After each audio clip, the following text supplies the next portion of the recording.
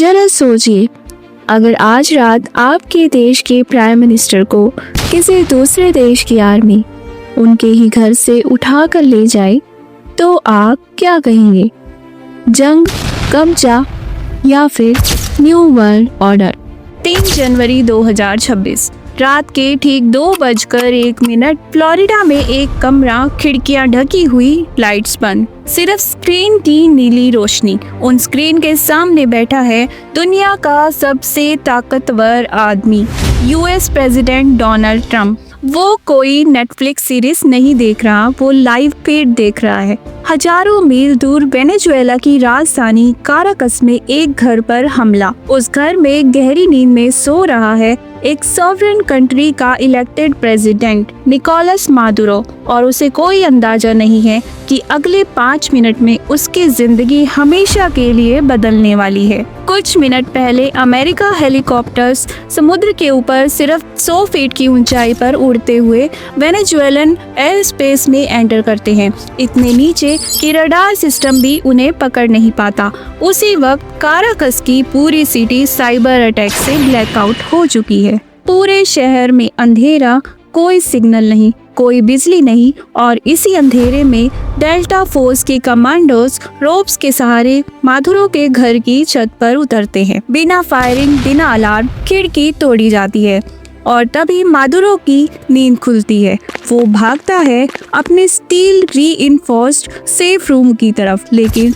देर हो चुकी है। दरवाजा बंद होने से पहले अमेरिकन सोल्जर्स उसे पकड़ लेते हैं। 5 मिनट, बस 5 मिनट में एक सॉवरेन देश का प्रेसिडेंट फॉरेन मिलिट्री की कस्टडी में। अगली सुबह जब ये खबर ग्लोबल मीडिया पर आई, दुनिया सन्न रह गई। हेडलाइन एक ही सवाल पूछ रही थी, क्या अमेरिका किसी भी देश के प्रेसिडेंट को उठा सकता है? आखिर अमेरिका ने ऐसा क्यों किया? ड्रग्स, डेमोक्रेसी, ह्यूमन राइट्स या फिर ऑयल? सीधी बात करेंगे, वेनेजुएला के पास दुनिया का सबसे बड़ा प्रूवन ऑयल रिजर्व है, 303 बिलियन बैरल्स, सऊदी अरेबिया से भी ज्यादा, अमेरिका से कई गुना ज्यादा। लेकिन कहानी सिर्फ रिजर्व्स की नहीं है, कहानी कंट्रोल की है। 1920s में अमेरिकन ऑयल कंपनियां वेनेजुएला में मजे से काम कर रही थी। 1970 तक यूएस रिफाइनरीज खास तौर पर वेनेजुएलन हैवी क्रूड के लिए डिजाइन की जा चुकी थी।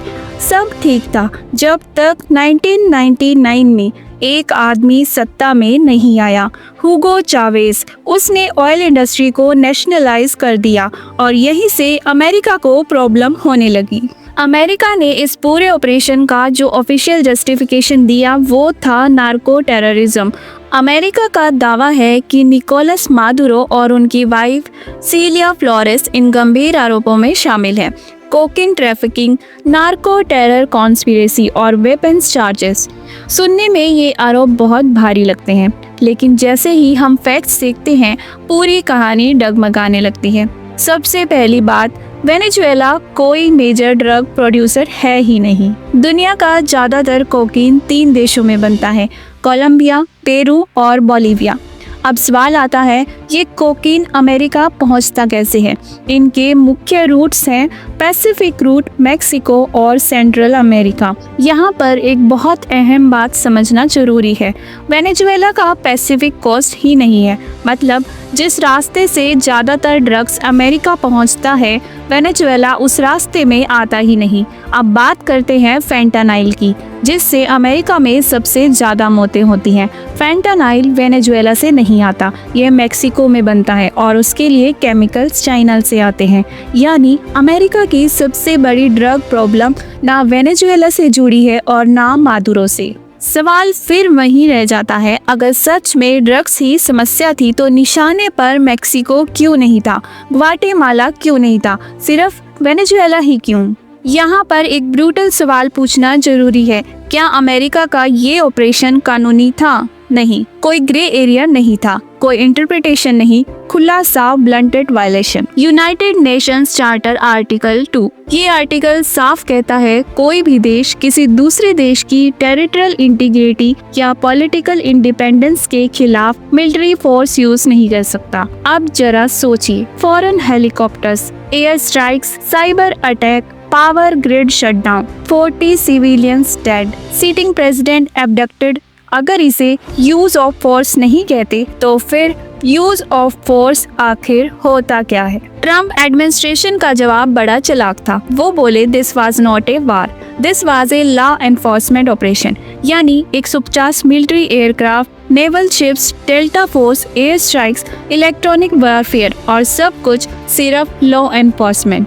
अगर कल को कोई देश कह दे कि वो दूसरे देश में किसी अपराधी को पकड़ने आया है और पूरे शहर पर बॉम्ब गिरा दे, तो क्या वो भी लॉ एनफोर्समेंट होगा?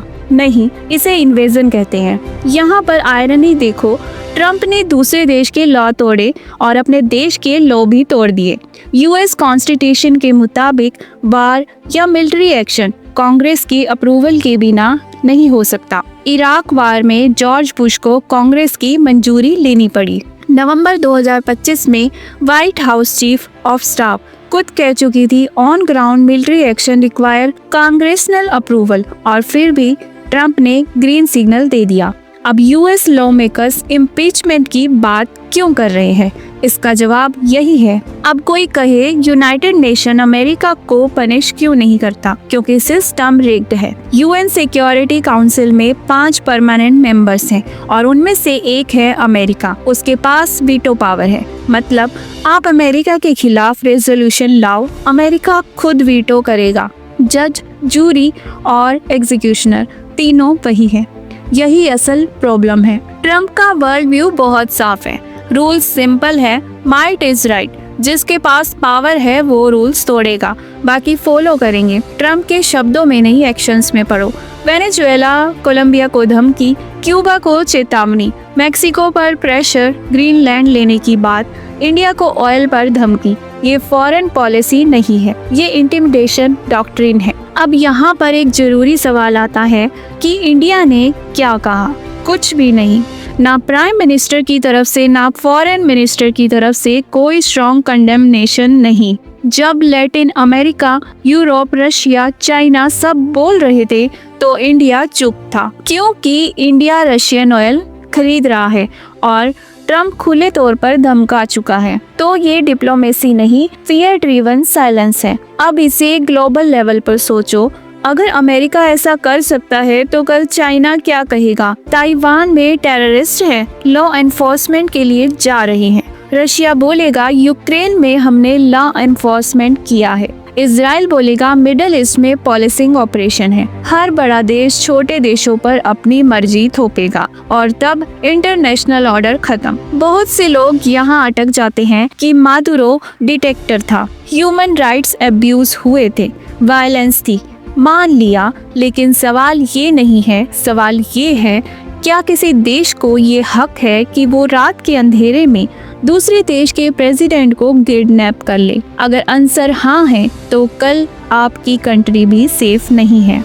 अब एक अनफॉरगेटेबल एंगल। ऑपरेशन से कुछ दिन पहले एप्स्टीन फाइल पब्लिक हुई थी। ट्रम्प का नाम मल्टीपल टाइम सामने आया। Sexual assault allegations, evidence trails, media पर प्रेशर बढ़ रहा था और अचानक ग्लोबल हेडलाइन शिफ्ट हो गई। वेनेजुएला, मादुरो, ऑयल वार। क्या ये कोइंसिडेंस है? शायद, लेकिन पॉलिटिक्स में डिस्ट्रैक्शन अक्सर एक्सीडेंट नहीं होती। हिस्ट्री एक चीज सिखाती है, वर्ल्ड वार्स एक दिन में शुरू नहीं होती। पहले रूल्स बेंड होते हैं, नॉर्म्स टूटते हैं, सॉवरेनिटी इग्नोर होती है, पावर नॉर्मलाइज होती है और फिर एक दिन कोई गलत कैलकुलेशन हो जाती है। अगर चाइना या रशिया कल इसी लॉजिक से एक्ट करे तो ट्रम्प का मॉरल हाई ग्राउंड कहाँ जाएगा?